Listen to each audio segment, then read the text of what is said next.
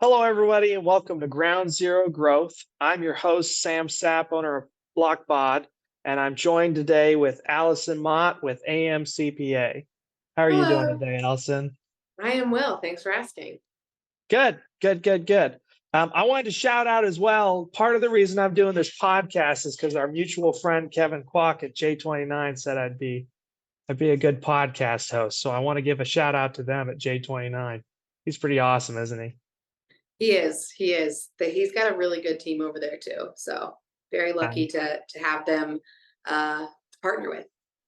Love it. Love it.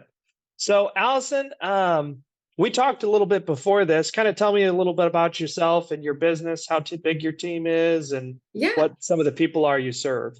Okay. Yeah. So I'm the owner and founder of AMCPA. We are a full service CPA firm. So we do accounting and bookkeeping for small to mid sized businesses, and then business taxes, and then individual taxes as well. We have a team of 8 employees, including myself. Um, so yeah, we just celebrated our fifth anniversary yesterday. So we've been in business for 5 years as of September 19th. That's so exciting. It's Yeah. we crossed our fifth one officially here in August, so I love that we're we're working like on the so next one. close in start dates. Yeah. That's exciting. That's exciting. So, kind of tell me about what was your dream initially? You think kind of about high school or whatever when everybody's asking you, what are you going to be when you grow up? Can you tell me about that first dream? Yeah. I remember as not high school, so younger than that, I wanted to own a restaurant for some reason.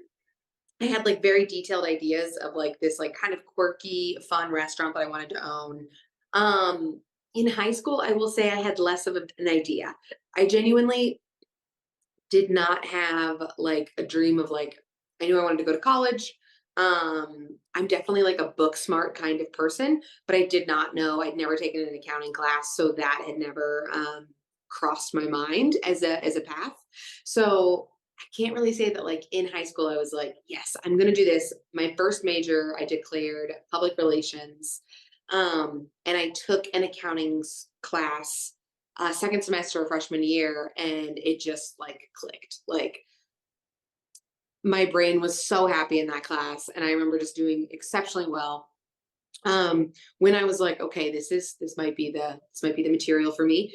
The first test I got 102% on, and I was like, yeah, well, it was pretty easy. Like I bet everyone did pretty well. It was like a 500-person lecture room.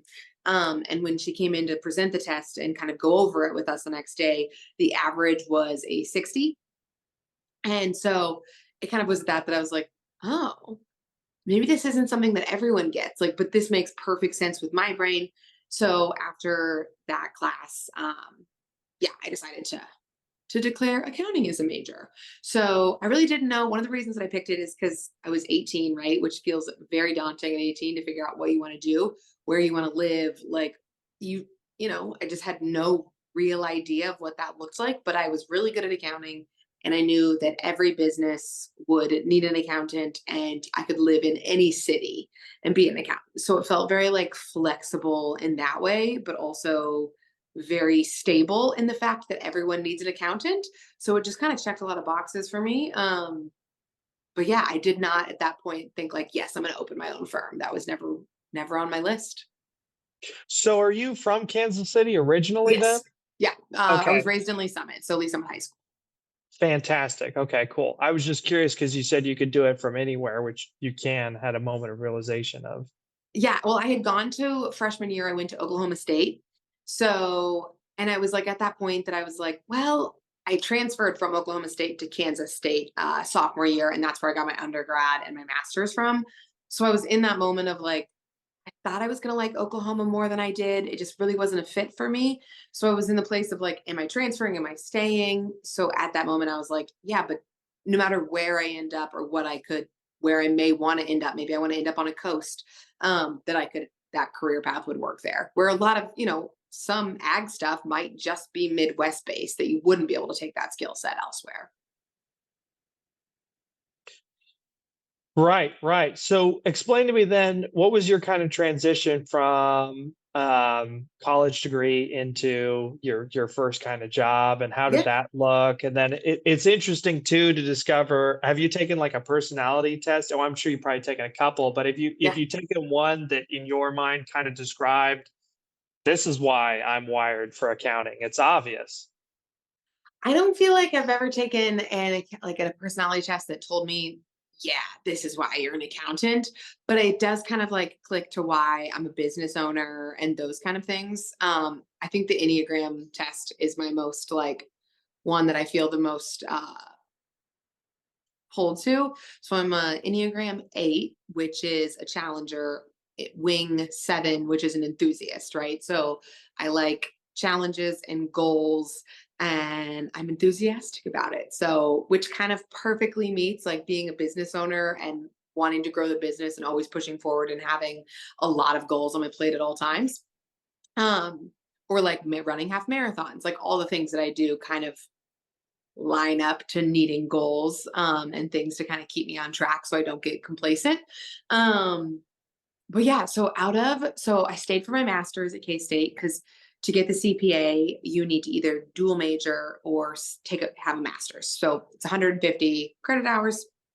So I stayed for the master's program at K State. In my first job, I went into a big four accounting firm. I just had this question last night. So, not everyone knows what a big four accounting firm is. There are four of the largest accounting firms in the world. We call those big four. They do audit and tax predominantly. They're kind of known for having a burnout culture. So, and no hate to them, but that's just kind of how they set up the model. They really call it like a 2-year resume builder. You get in, you work an ungodly number of hours, and you have it on your resume, and then you go elsewhere. So I did that. I thought that I would beat the 2-year odd because I was like, no, I think this is like, I'm meant to do this career. Like, I also am a workaholic. Like, I love the challenge. I love all of those things. So I did not think that 2-year stat would apply to me, but I didn't even make it 2 years. I hated it so much. So, Well, it's interesting. It's kind of a newer dichotomy for me because I've always been in small business for the most part. And Alex Hermosi, I think it was, describes a culture, which I think is what you're describing, in where in order to ensure that you have all A players, basically, or as many as possible, you just set the bar so ungodly high that you either achieve it or you die. But the problem with that culture is nobody is going to go over that bar, and it feels rather toxic and cutthroat in some cases. yes. And I think they like get there or die was exactly the kind of how I'm built. And I like just pushed myself to the brink of like, body was not gonna let me continue to like work those hours. I mean, because I was also super young. So like trying to figure out, so I was like 22, 23 when I started the job. Um, so trying to figure out all these new life skills, all of that at the same time as working just around the clock, kind of never feeling like I was ever caught up or like achieving a goal. Um, really starts to wear on you. But yeah, no, I would just push myself and think like I still remember like trying to pull all-nighters to get work out the door. Because in college you could, but then you're like, yeah, but now you have to go to work for another 14 hours during the day. So you do need sleep. But there was just so much work that it was kind of impossible to get it all done in the time frame that was set out. But Right. Yeah, yeah, yeah. Quick, interesting sidebar. I yeah. was a challenger the first time I took the Enneagram test, and with balanced wings, and now I'm an enthusiast with balanced wings. So What's on the just other side? What's so the 9 is the peacemaker. So you're what's the seven. 6? Seven, I think, is the enthusiast. Yeah. I don't know what a six is off the top of my head. Because that would I be your don't. other wing, right? Well, it's balanced wings, so it's theoretically. I think it's. I mean, unless I'm wrong, balanced. Unless I might be completely wrong, but I thought balanced was you essentially have all wings as just kind of a side, but it might be Oh, I either think your side. I don't wings are know. just the 2 to the each side. So like, Two of either side. Okay, so if it's balanced wings, okay, right? We're gonna have a so moment then. We're gonna Google this live, folks. Enneagram figure out six. what a 6 is. Yeah. Okay, so the loyalist. Oh, I so a can see little bit of that. loyalist and a little bit of challenger. I can see that Yeah, too, actually, I now that I could think totally see about it. that. Yeah, which actually makes sense because now that I think about it, if my other wing option is a peacemaker, I don't think I'm a balanced wing in that. I think That's fair. the enthusiast makes sense. I don't think being a peacemaker would work too well sometimes when growing a business, but sometimes a little bit. But you gotta also have But some very firm boundaries. for anybody that doesn't know, the Enneagram test is a fun one. It gives you a number and a personality, and probably the coolest thing about it is, one, some scenarios it talks about generalities. It gets pretty specific, and it gets pretty specific about your shortcomings too, Yes. which is always for me this eye opener of it's the most fun to have, for me at least, to have one of your friends, your spouse, or whatever, your partner take the test and be like, that is as descriptive as it gets for And you. when you make somebody take the test, verify that it really is the free test because we get tricked every time. One time Oh, we yeah? had somebody take like, oh my gosh, they filled out like 100 questions and then they got to the end and it was like, for your results, pay us $20. And he Oh, was like, yeah. no. But I remember because I took the exact same test and I put like so much time into it when they were like, well, now you got to pay for it. It advertises it as free, but then when you get to the end, it's not. I ended up just paying for it because I was like, no, I need to know now. I've put this time and effort in. So they did trick me and I bought the results, but So maybe don't do that. I bothered to Google it. It's a weird site, but because there's a lot more stuff to it for sure. But Electric Energies is the one that I took it from that's free Okay. that I like the result for that. But so okay. We went a little bit off here. I'm gonna have to circle back. So okay, so the big four, and you experienced some burnout there. Definitely. Kind of tell me about some of that. Well, and it's interesting too. I like how you weren't discouraged to the point to where you're like, accounting is not for me. I definitely got there. I definitely got there. You got Right. close. Oh yeah.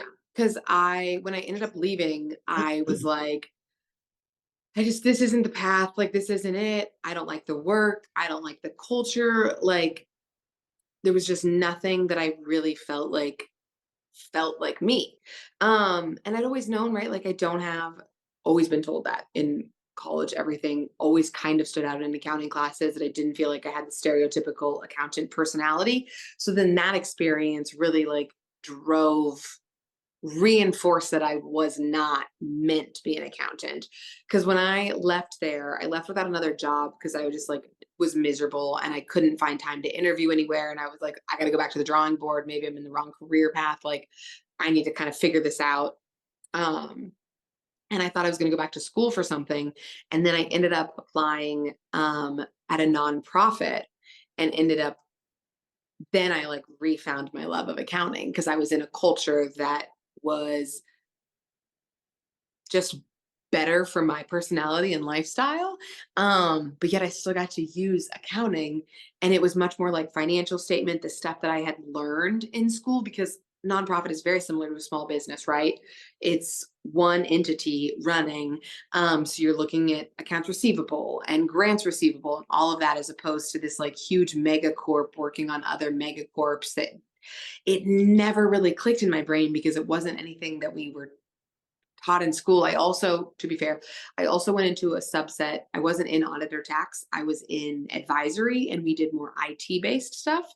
So more in your lane, but spending 5 years learning accounting and then trying to teach myself on top of that more like IT auditing. Yeah, it just wasn't a fit. So Well, it was probably relatively siloed, I'm guessing. Like yes. you either got in front of the client or you probably didn't get in front of the client and you were given a bunch of paperwork that you essentially had to churn through and spit out, right? Well, and then when you got in front of a client, I mean, again, I was like 23 years old in an industry that I didn't feel super comfortable in, like on a topic that I had no real life experience doing. So you get in front of a client to go ask them these questions, and you're like, I don't even know the words that I'm using to ask these questions. So you're not like comfortable or confident in that space. Um, so the paperwork was almost like, I'll go do that. I'll just go document stuff. But then you also are kind of like, still don't know what I'm doing. Do you think they know I don't know? One in tech particular, maybe it's similar in accounting. It almost seems like the tactic of an imposter on the other end is they'll almost throw out just as much information as they think will confuse you, or maybe it's some sort of uh, platforming thing, like Yes. I'm the smartest guy in the room, so blah blah blah blah blah blah blah blah blah. Well, You're like, and we were also auditors. So at no point has anyone met an auditor and been like, yeah, that's who I want to spend my time with, right? Because they think that we're there to find a problem. sure, When really we're there just to test the system. Like, believe me, as an auditor, I did not want to ever find a problem because it made more work for me. I wanted your systems to function perfectly so I could just check some boxes. But if they didn't like, if they weren't easy conversations, they didn't want you there. They didn't want to, they could be very just not mm, very friendly. So yeah, also walking into a space as like viewed as the enemy, and you're like, I don't even know what I'm doing. How would I be the enemy? fair, okay. So that led to some hardcore burnout, which led you kind of back to the drawing board. What brought you to the nonprofit? Was it something where somebody was just like, "Hey, we need help here. Please So help." I just like looked after I quit. I was looking for jobs and trying to figure out what spoke to me, or if I needed to go back to school, like kind of figure it out. And somebody sent me, it's a forum that just has nonprofit jobs. Somebody was like, you should look there. And there was actually the best part is because I was so unsure if I wanted to be an accountant anymore. There's the company I worked for, ended up getting a job at the organization. They had two openings. One was in fund development. So you did more events and entertainment, fundraising, wrote grants. They had that position open and an accountant position open. I applied for the development position because I was like, I'm done with accounting. I don't want to do this anymore. Obviously, if you have a master's in accounting and there's an opening for accounting, they just sent my resume to Mm, the accounting team, who then called me and was like, yeah, no, we're going to interview you for the accounting position. And I was like, yeah, I guess that checks out. That makes sense. So I still wasn't even like applying for. They were like, yeah, nope, that's what you're going to do. And I was like, okay. But I went in for the interview and was like, oh, this is just a breath of fresh air. The interview went super well. He was just super personable. Yeah, and my entire experience there was just this, like, you're working with a group of social workers and people that are there for a mission and a passion, and you have some admin people, so you have other people that are kind of like-minded. But it just kind of creates this more diverse culture that is a little bit softer and less stiff than the corporate accounting world, and I ended up just like feeling much more at home and much more comfortable. that's so cool because my mind goes to what if they hadn't had an open accounting position and you still nailed the interview and you got the position and now you're not an accountant anymore. The entire And world would be different. and how many people out there are at a big four and they don't, they're like, this isn't for me. I never want to do accounting ever again We because actually a lot of times, a lot of that actually really happens, because sometimes we can have issues recruiting people to come work for us in the tax space because they have burnt out at one of the larger firms, and we're like, "Please give us a chance. We're smaller, so we do things a little bit differently. You can work from home when you need to." Like, we have other things kind of set up. Tax season is always tax season, and the hours are always gonna be elevated, but we work really hard to, like, offset that with unlimited PTO. We have plenty of other benefits, but it's hard to even get people to have the conversation with you when they've had this extreme burnout at these large firms. So like, nope, I've already decided I'm never doing tax again. And we're like, please give us a chance. And no. So yeah, it happens all the time. well, it sounds like a real difficulty too, because just in talking with other friends and whatnot, it really seems like, it's like, what can I help you with? It's like we're looking for accountants. It's like, well, that seems like it's a real Yes. concern right Yep. now in the industry. We So have a generation of accountants retiring. And because the industry kind of has it's gotten a bad rap, right? It's this like very stiff corporate. Um, a lot of the younger generations are not going into it because Yeah, who's telling other people that being an accountant can be awesome? Like that's just not really out there. It's not this like sexy field that people are going into. And so the people, and then to get your CPA on top of that is additional work. So we don't really have a lot of people coming into the industry. I remember we had some real hard time. This was last year in 2023, finding people for our positions. And so one of my associates called the school she graduated from to see, hey, can we get in front of your graduating class? Maybe see if everyone has jobs. They had zero accounting graduates that year. Zero. They had zero people graduating in accounting in May of 2023. Like that's crazy to me. That's crazy. That's crazy that zero people were graduating. So we have an entire generation leaving the industry, creating this very large gap that we just don't have the workforce to fill, which is why a lot of people are seeing outsourced labor and that kind of stuff because we're just trying to creatively think of solutions.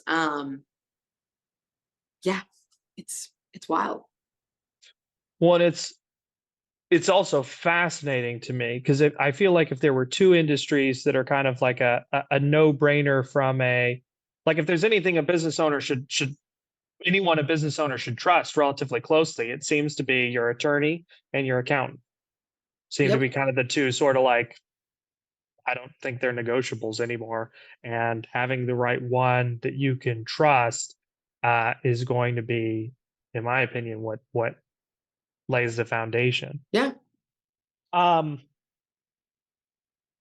But so that's kind tell of me, like our mission too, right? Is like we want to be the face and the voice that like there is a livable world in accounting and it can look like whatever you want it to look like. And it is not just men in suits in high rise buildings, right? It is also the women and men of AMCPA, working with the florist down the street, working in the coffee shop that you go to every Saturday morning for your coffee. Like that is also accounting. There's so many different facets of the industry that people don't give credit to. So, like, that's one of the reasons I'm trying to push more of my socials and just be more, not client facing, public facing, because yeah, we need people to see that it isn't what they've made it out to be in their head. gonna take off my jacket here. You're like, okay. But no, I know what you mean because it's kind of the same thing from a tech perspective. I got a compliment once from a business owner just out and about when it was like, dude, I just love that you're an IT guy that's out and about. Um, so what progressed so we have this awesome thing that is an accounting firm that's different from other accounting firms in that it's like don't give it a second shot, small business. And I I feel like for those that are passionate about small businesses is it is just a completely different adorable world for I lasted about 6 months in corporate. I think, honestly, if I'm going to be honest, having zero say, even though you were aware of all the problems, never mind your Yeah. ideas to fix it, having zero capability of even applying towards it. Kind of an eye opener moment for me was my manager, such a great guy, was basically like, we can't fix it either. So maybe tone down the complaining.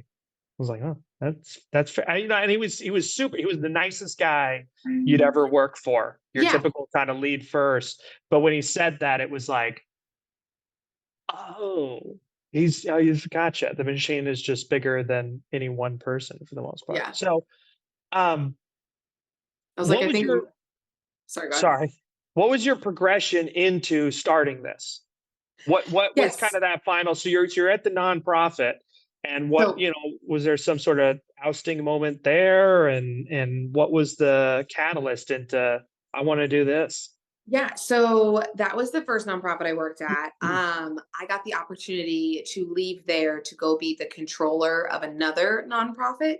So a controller, for those that don't know, is runs the accounting department. So oversees all of the accounting department. So it was a promotion and a big step up. So I took that role at another not local nonprofit, also an amazing environment. Really, really liked it there. But after a couple years, there was really nowhere else to progress, right? Because I'd already entered as the highest role in accounting you could get and just kind of worked my way to a point where I was like, as a challenger, I need challenges, I need new things. So when I felt like I had mastered all of it, it was like, started kind of looking elsewhere, but really as much as opposed to looking, there was a gentleman that I knew in the accounting world that owned his own firm and was looking to find basically an apprentice to come on, learn his business so that he could retire and sell the business to that apprentice. So I had gotten connected with him, worked for him part time, kind of just to make sure it was a fit. I would like moonlight during tax season as a tax accountant, which is how I have such a fun and exciting life that yeah, no. So yeah, I would do like nights and weekends at the More tax long firm. hours.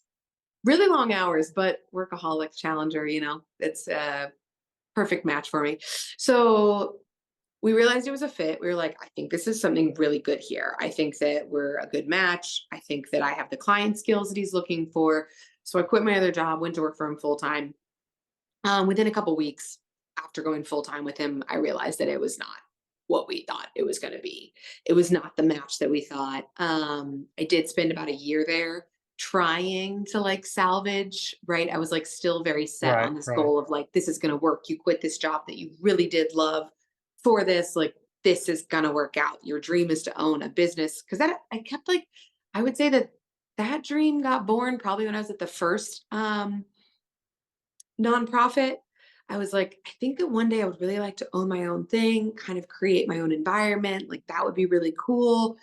But, not right now. So when that opportunity came down the road, I was like, oh, this is it. This is my foot in the door, my way to learn everything. Like I can buy this business. And so, yeah, I really tried to make that square peg go in that circle hole, right? Like I was like, no, this is going to fit. I know he'll come around. Like I'm just going to stay here. After a year of it just not working and it not working every day in a very kind of loud way, right? When you're like, okay, I get it. It's not a fit. After a year, we had a couple more hard conversations where it was just so evident, when Yeah. it's like a Yeah. breakup Yeah. when it's like, okay, so Right. we're done. And that's exactly how it ended. I'd say very mutually, like I gave my notice, but I don't think in any way he was disappointed. Um, and so I was like, well, I guess if this didn't work out, I guess I'm just going to do it on my own. And I remember trying at the end when I had like decided that a month, I think, before I quit. We were in the middle of those hard conversations, but like decided, I guess I'll have to do it on my own if this doesn't work out. So I like tried to force it to work so bad because I was so scared because I didn't have clients. I didn't know if it was like this was going to be so easy, right? Like everything was already built out. I just had to like step in and not mess it up. But starting from scratch was terrifying because I had to figure out every process, invoicing, storage, like where's the off, like every single thing. But then as the further that we got down, and I realized that like those conversations were not going anywhere. And this was just a dead end. It was not going to happen.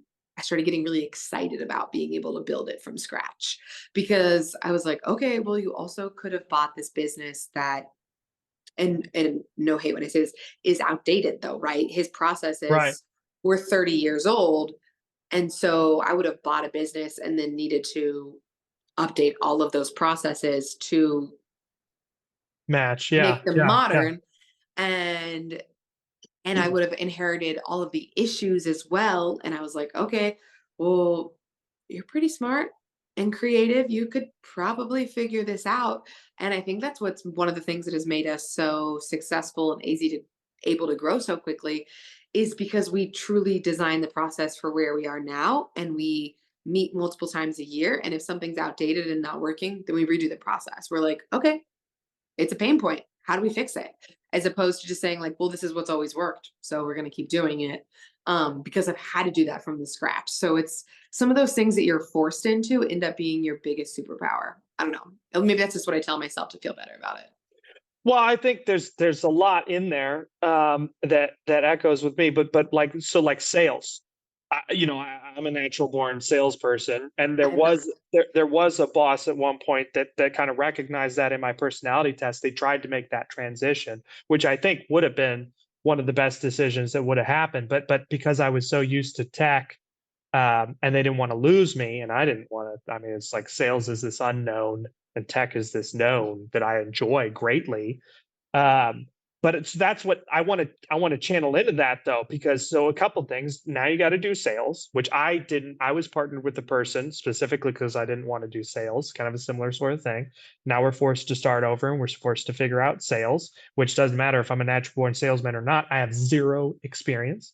Right. Yep. And so then, but then the other thing too is I hear this again and again and again, where it's like, it's a, at least for me, it's a pride, it's a hubris, it's a passion. You know, I can do it better. I'm going to start over from scratch. I'm going to do everything the right way. And then, at least for me, and I think for other people, you know, when was kind of that moment where it was like you got hit with the 18 wheeler in that first year or whatever? Or did you have a moment where you were like, I can still do it, but this is hard. And I can kind of see why some of the things that other folks do in that way might apply. Yeah. It's a weird So question, but and maybe it's just me. I'm trying to make sure it is just yeah, me, no, I no. guess.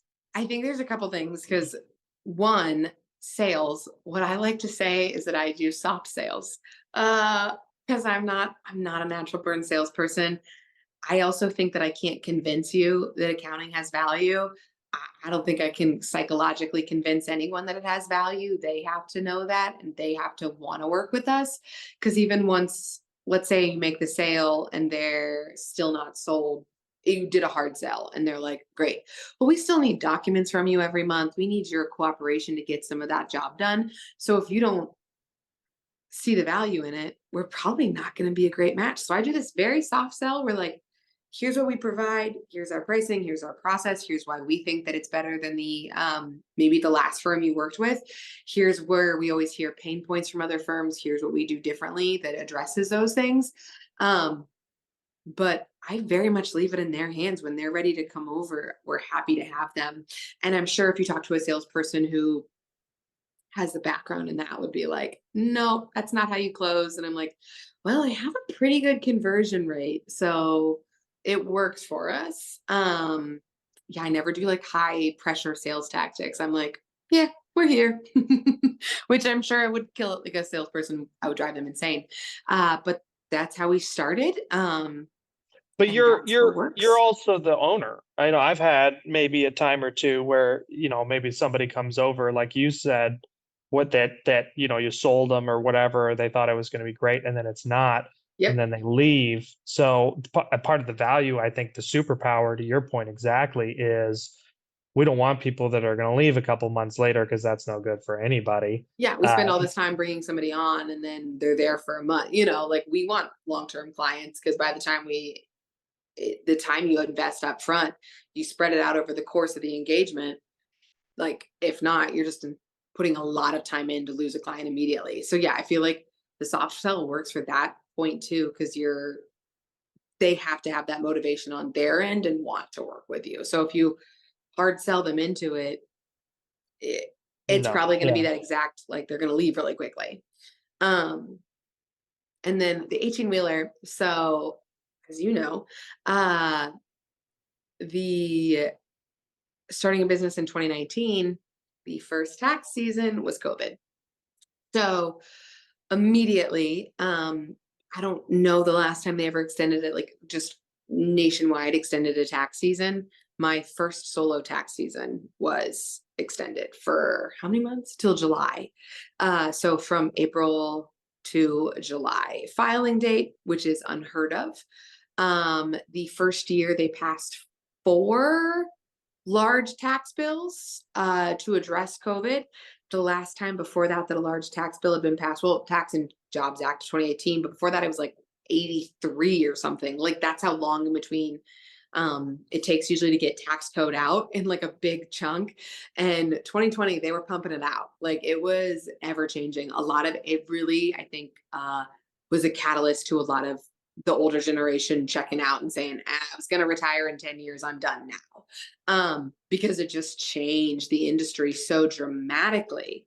Uh, and I was like, I felt like because it was just me and I didn't have a lot of employees, it wasn't huge. Also, honestly getting a couple more months. Like I was so overwhelmed during tax season because I'm taking every phone call, I'm doing every return, I'm sending every invoice, I'm doing like all of those things. It was so hard to scale with just me that when it got extended, I was like, phew, okay, I can spread the work out a little bit. I've got some more months to pick up new clients. Like it kind of was a relief because it got extended middle of March, which I had just stopped taking new clients because I looked at my pipeline and I was like, I think realistically that's all I can get done by April 15th. And the number of returns was very small. But if that's all I could get done, that's all I could get done. Like I didn't know what my pipelines looked like before then. So it ended up giving me some more time to like figure that out. Then yeah, then the next year it got extended again. Um, yeah, I feel like the Mac truck kind of just keeps happening in small, like just hard lessons, all the time. Yeah. Yeah. It's agreed. It's such a blessing though too, because without the passion, we would never get started. Well, I feel like, yeah, at least for me. Without the challenger, right? We'd never make that leap. yeah. I mean, I was just reflecting on that yesterday, right? Because it was 5 years, and you're like, man, how many businesses burn out before the 5 year mark? And like, I It's didn't a percentage. set It's the like industry. I didn't like set the goal to have this many employees by my 5 year mark. I was just like, today I will buy a computer. Tomorrow I will look at software. Like my goals were so small because I was so scared that, yeah, I would have never dreamed that this is what 5 years would look like. that's fantastic. Um, yeah, so that's um that's cool to hear. And then the challenges. So we were talking beforehand, kind of tell me about the emotional component, not necessarily just from you as the business owner, which is also definitely something we should dive into and talk about, but also like the I think an assumption I made before we were talking before the podcast, probably foolishly, really, because it's numbers everybody's passionate about when it comes to money, is one thing I think of more of. I'd never really want to be a pediatrician, largely because while I love kids, it's that emotional component of like you want to get it all right because everybody's super invested. So Oh, it's not yeah. like you could just go to sleep at night. And there's way more risk involved there, which there's plenty in tech too, but it tends to be a little bit different because people tend to be a little bit more logical about it unless something horrible has happened. Um, well, and then the uh, the other one was a vet, like because everybody's very passionate about their animals. Yeah. I wouldn't want to be a veterinarian. I'm always very, and then there's plenty more out there. But a mistake I think I'd made was thinking that like tech, the money might be almost a little bit more analytical. But the truth of the matter is, people probably get super emotional about the financial aspect. So, kind of tell me about some of that. I think I've been hit with a big tax bill before. I think probably a lot of people have before. What some of that look like, and especially in the case of small business, I'm just thinking of your average maybe coffee shop, or I started my dream job, right? I'm 1 year in, I didn't collect any taxes because it's not like we started business thinking about taxes. And then, February, March hits. Now, tell me about some of that emotional aspect of it. Yeah, that is definitely the most draining part. I could do taxes all day. I could do accounting all day. It is the human element that it will burn you out. And so because yeah, I don't, yeah, besides maybe life and death, so animals, medicine, people get really, really emotional and really passionate about their money. So, where we may see it as dollar signs, right? Because we do it all day. So, we don't have that emotional attachment. And because we don't always know how a client's going to react to us, the amount owed is a formula. And it makes perfect sense. So if you made X, but you didn't pay any in, you'd owe X. Like that's just, it'd be the same for every single person down the line. If they made exactly that, they'd owe exactly that, right? It's not personal. It's not intentionally trying to be mean or hurt you. Um, that's just the math of it. And so to me, math is not an emotional topic. But when you're telling somebody they owe money that they don't have, you could be telling them that their pet is dying. They can have an emotional reaction just as strong as that. So which sometimes will always catch us off guard because we're in this very kind of we don't have a ton of emotion. We can't put emotion into your taxes because I can't be emotionally invested into what every single person's tax situation looks like. Like I can help strategize and keep their taxes as low as possible. But I don't know if I hand you $100 tax bill. I mean, because sometimes people catch us off guard too, right? We hand out, some people make a ton of money and owe a very large chunk at the end of the year. And we could hand out, several $100,000 to somebody and they're like, okay, thank you. I knew it was going to be large. Perfect. I'll write a check. Where do I mail it? Like very logical with that information. And we could hand somebody results that show they owe $800. And they, the different person, different situation, that to them is devastating information. And they will react to it as such. And usually, where a lot of times I don't think they think through, they're just the messenger. This isn't their fault. They're not the IRS. I'm not paying them that. They, in fact, have no one else to take it out on. And so we become their punching bag. And yeah. Or if the IRS messes something up and sends notices, I mean, it's a understaffed organization that's not that well organized. Like, we take a lot of abuse for the taxing agency's shortcomings. Or if there's an error sent in notice, oof, we get, especially if the IRS or taxing agency is telling someone they owe something they don't owe, people come at you with their boxing gloves on. But yeah, tax season, you're already working insane hours, and then you're really trying to just connect with people and do a good job and take care of them, and then you're taking hooks from every single, like, it just, after a while you just feel like it's abuse. And that's why so many CPAs, I mean, eh, every single person has heard a person say their CPA has ghosted them, had a mental breakdown, ran off, closed their business mid tax season. That's the shit that causes it, right? Like, you can do a million tax returns, it's the emotional wear and tear that can truly cause a breakdown.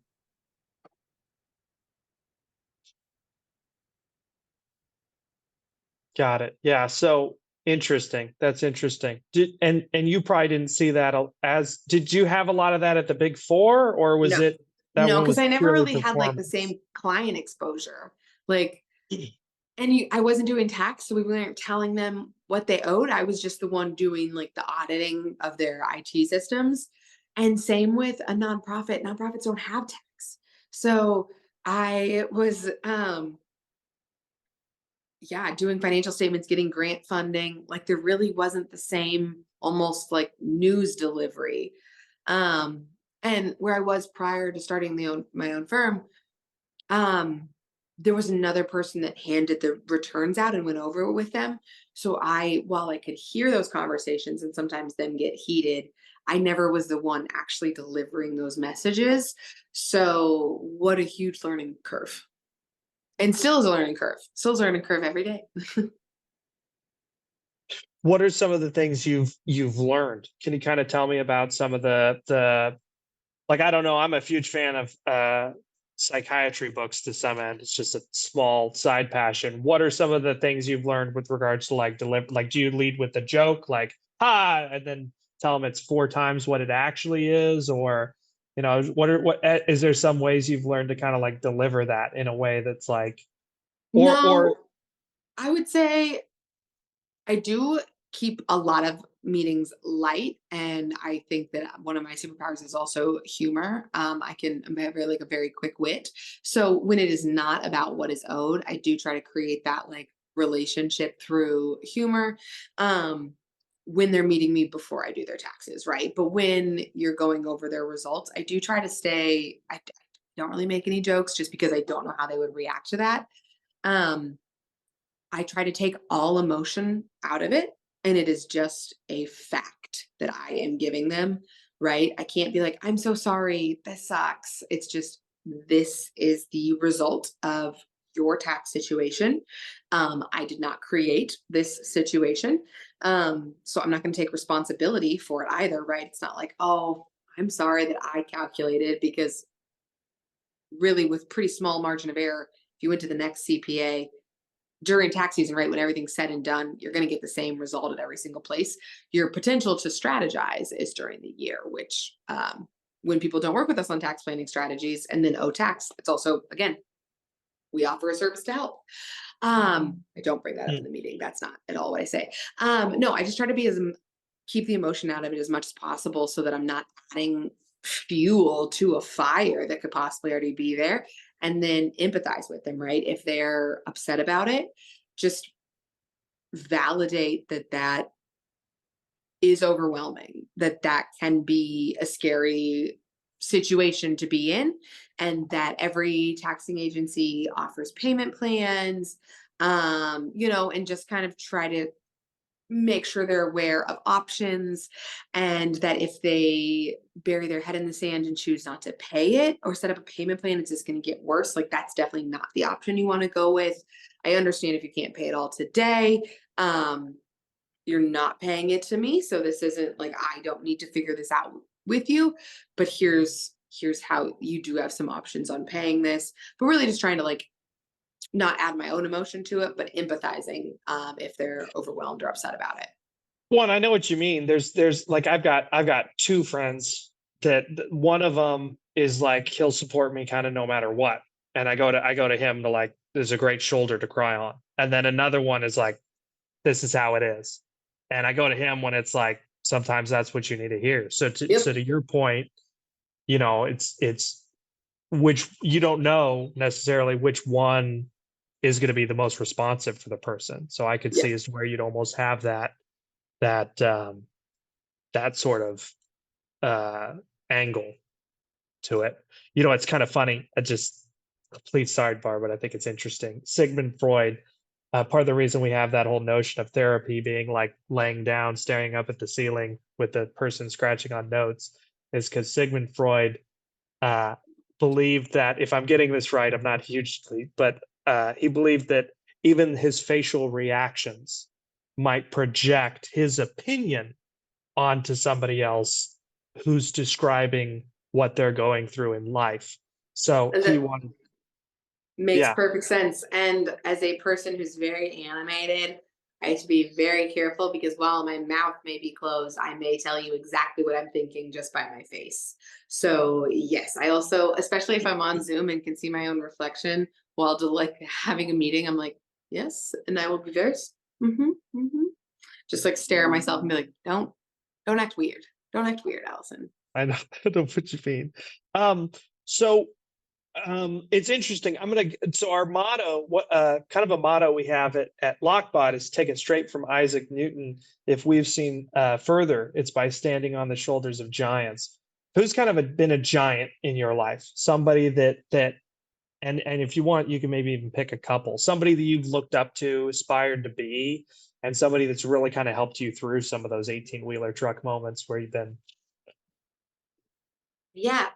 Um, I think about in those places, I've definitely had some really great mentors, um, who, yeah, are just like sometimes just even having somebody to say who can validate, like, yes, I've been there. That's a super frustrating experience. Like, here's what we did to address it. Or like, actually, sometimes you can address it. Like, but yeah, no, that's not the best. Or like, yep, that sucks.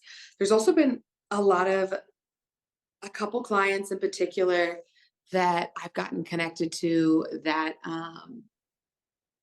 just live in a different world than I do. And sometimes I just don't even know why, but they will hold those doors open for me to be in rooms that I would have never thought I was going to be in.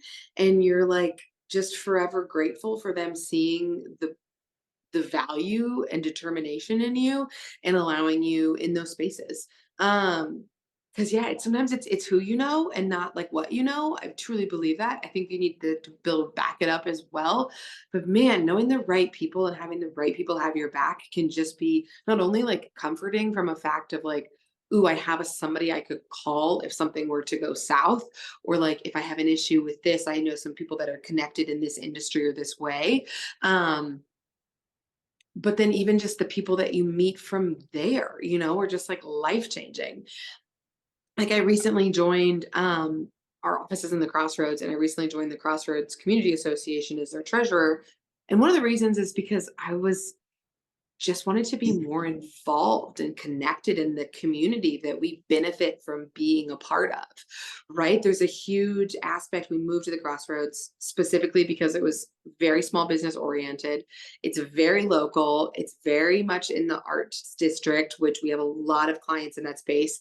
It's kind of perfectly centered between the legal professional services near Crown Center and the finance district downtown. And so we're like, yep, right in between them, but a little offset, a little funky. That's perfectly us. But I also want to be invested in my community that I benefit from being a part of. And what I didn't really realize was even just being a part of that organization, the connections and things I'd meet there would be so invaluable, right? Even like, let's say it's not even from like a client or a growth standpoint, but maybe you have a problem with some little city issue. I now have people that I could say, hey, I got this issue. Who should I contact? Do you know anyone? Like those connections. I'm definitely an introvert. I can obviously be extroverted, but after I work all day with people, I go home and I sit by myself with my dogs and I don't talk to anyone for hours upon hours on end. So it's very easy to just isolate and just live in our own little like accounting bubble. But when you actually like branch out and make connections to people is where, yeah, there's so much value in that. Shout out to chambers of commerce. Small business and being connected to chambers of commerce has opened my mind to a whole new world. Oh, I The bet.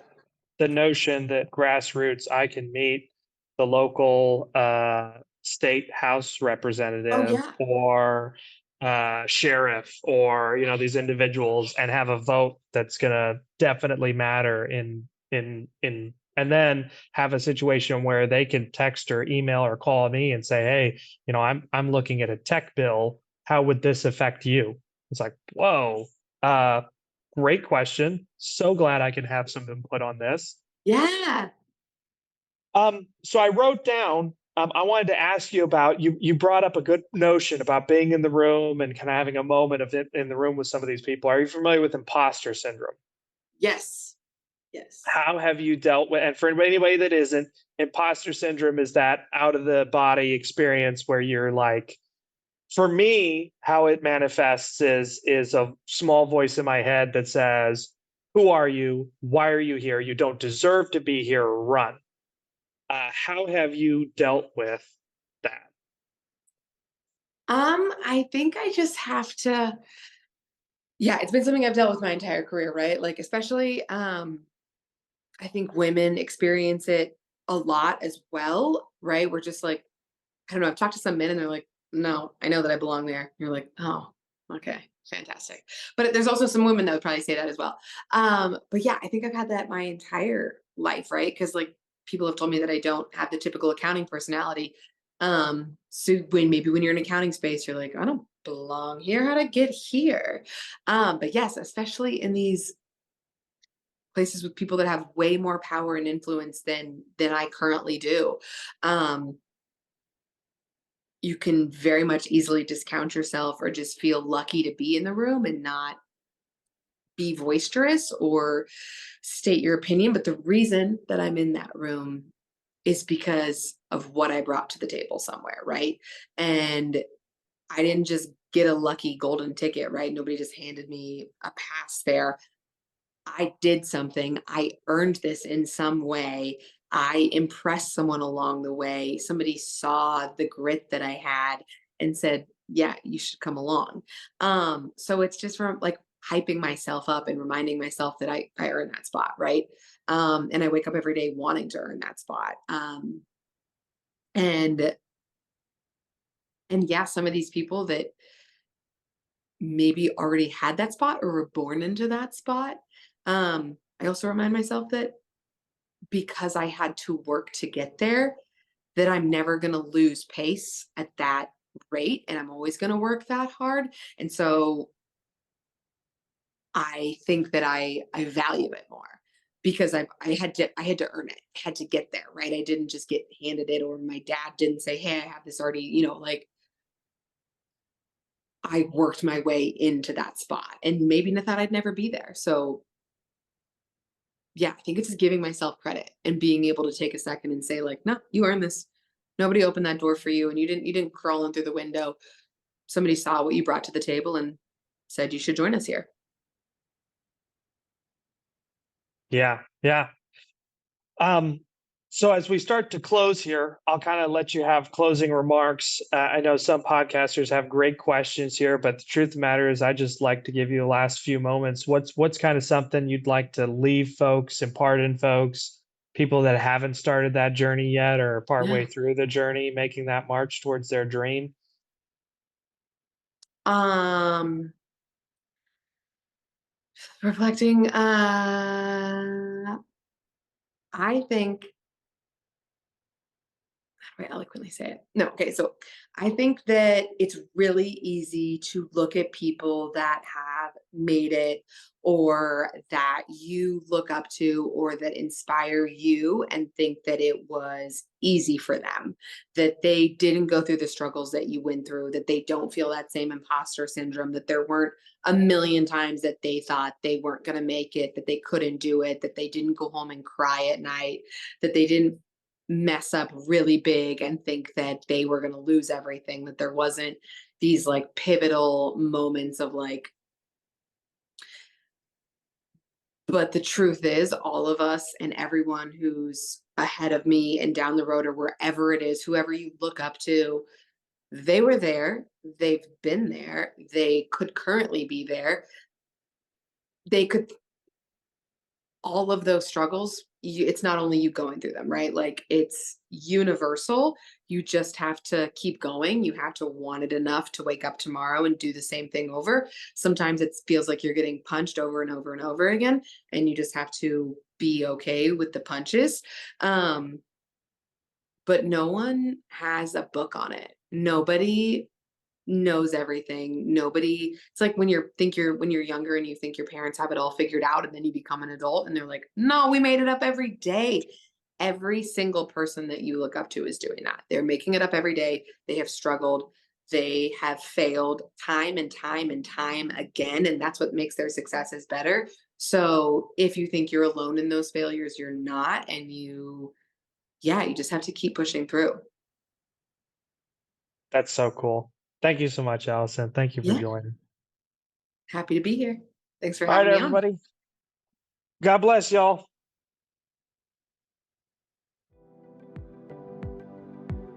Hello, everybody. I wanted to thank you for listening to today's episode. It's such a blessing to be able to interview some such fantastic individuals.